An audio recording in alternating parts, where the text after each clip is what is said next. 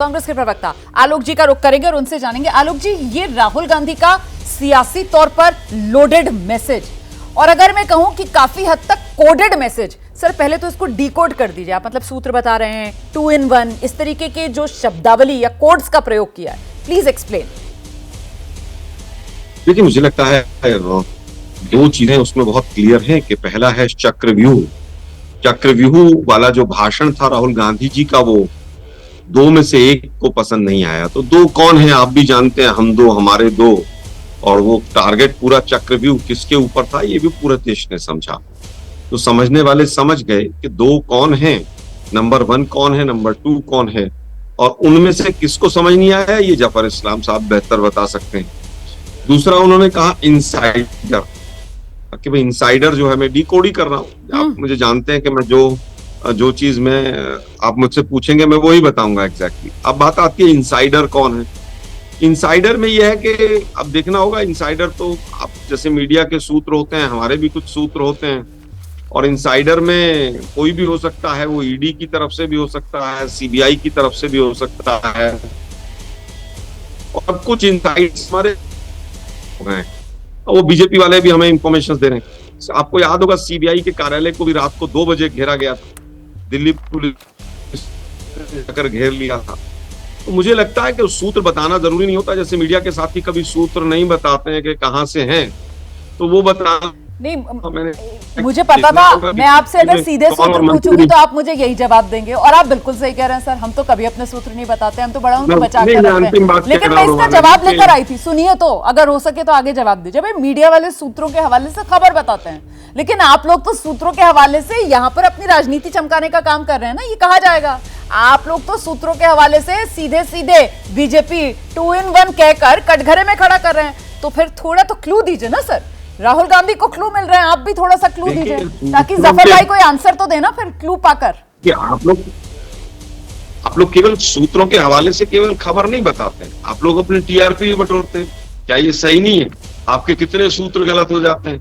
आपने कहा कि भाई वो हाथरस में 100 करोड़ रुपया आ गया, दंगा सूत्र गलत भी हो जाते हैं, सूत्र गलत भी हो जाते हैं। सूत्र तो गलत हो सकते हैं, लेकिन हमारा स्ट्राइक रेट काफी अच्छा है सूत्रों के मामले में। और जब से 240 पे मोदी जी आए हैं, उसके बाद तो हमारा स्ट्राइक रेट और अच्छा हो गया। बीजेपी में बहुत सारे सूत्र हैं, वो बहुत सारी खबरें हम तक भेज रहे हैं, और ये होता है जब तानाशाह कमजोर होता है तो जो लोग सही होते हैं, कुछ लोग सच्चे होंगे, वो चाहते हैं कि भाई चीजों को उजागर किया जाए। मनीष सिसोदिया के आपको याद होगा कि कब वो लॉक। ठीक है सर, आपकी आवाज में बहुत दिक्कत आ रही है, और मेरे ख्याल से आपकी जो वीडियो है वो भी साफ नहीं आ पा रहा है। मैं दोबारा कनेक्शन करवाती हूँ पीसीआर से। हम कहते हैं कि आपसे दोबारा कनेक्शन करवाया जाए, क्योंकि आगे आपसे बात होगी तो आपकी बात सही से आनी चाहिए दर्शकों तक। लेकिन अभी तक जो आपने बात कही है उसको लेकर जल्दी से जरा सैयद जफर इस्लाम साहब का रुख करते हैं। जफर भाई, आपने सुना किस तरीके से यहाँ पर सूत्र, इनसाइडर, और जब से 240 पर आए हैं तो इन्हीं की तरफ से हमें सूत्र भी मिल गए हैं, और चक्रव्यूह और 2 in 1, मतलब सभी कुछ कह दिया यहाँ पर। सर आप किस तरीके से देख रहे हैं राहुल गांधी के इस कोडेड, और मैं फिर कहती हूं सियासी लोडेड मैसेज को?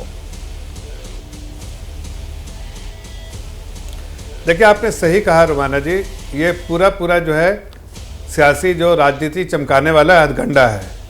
लेकिन कभी कभी जब इंसान इस तरह के हथगंडे अपनाता है तो मुंह के बल गिरता है और बैकफायर करता है।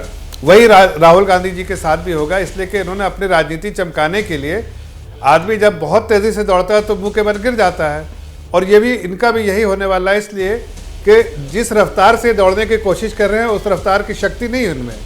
और इस तरह की बात जो कहना है, इस तरह की बात समझ में आती है कि अपने आप को राजनीति में चमकाने की कोशिश कर रहे हैं। हकीकत तो यह है, या तो देखिए इन्होंने घोटाला किया है कुछ जिससे डरे हुए हैं, या फिर आपको पता है कि ये बेल पे बाहर है, जमानत पे बाहर है ना, ये तो जमानत तो बाहर है इसलिए कि करप्शन किया, उसी के वजह से जमानत पे बाहर है। तो इन सब चीजों को ध्यान में रखते हुए उन्होंने इस तरह के स्टेटमेंट दिए हैं या ट्वीट किया है, और उनको खुद को डर सता रहा है।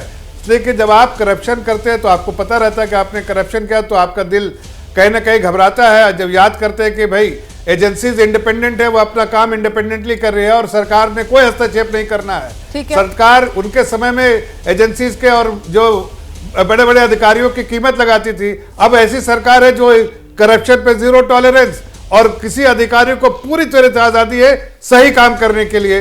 जो सही काम कर रहा है तो उनको खलबली बच रही है, डर लग रहा है। हम ये नहीं कहते हैं, हम ये नहीं जानते हैं कि ईडी रेड करने वाली या नहीं करने वाली है, नहीं जानते, लेकिन ये जरूर कहूंगा कि ईडी का काम अपना है। ईडी अगर करती है तो उसके पास दस्तावेज होंगे, उसे इन्वेस्टिगेशन करेगी तो उसके पास एविडेंस होंगे।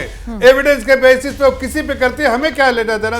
सरकार का काम थोड़ी है कि ईडी को कंट्रोल करना, लेकिन उनको डर लग रहा है किसी तरह से कांग्रेस के नेता हमारे साथ है, मैं आपकी बात उनके पास लेकर चलूंगी, लेकिन इस बीच जो आप कह रहे हैं ना कि साहब केंद्रीय एजेंसी के पास जो भी साक्ष्य होंगे वो उसके आधार पर काम करती है, सरकार थोड़ी उसमें कोई हस्तक्षेप करती है। जैसे ही घड़ी का काटा दोपहर 2:30 पे आए, बबीता जी का दिल सास बहू साजिश के लिए मचल जाए।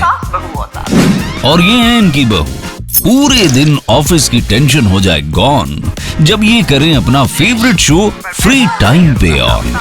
इनकी तरह आप भी देखिए अपना फेवरेट शो अपने टाइम पर और डाउनलोड कीजिए एबीपी लाइव ऐप अपने स्मार्ट टीवी पर।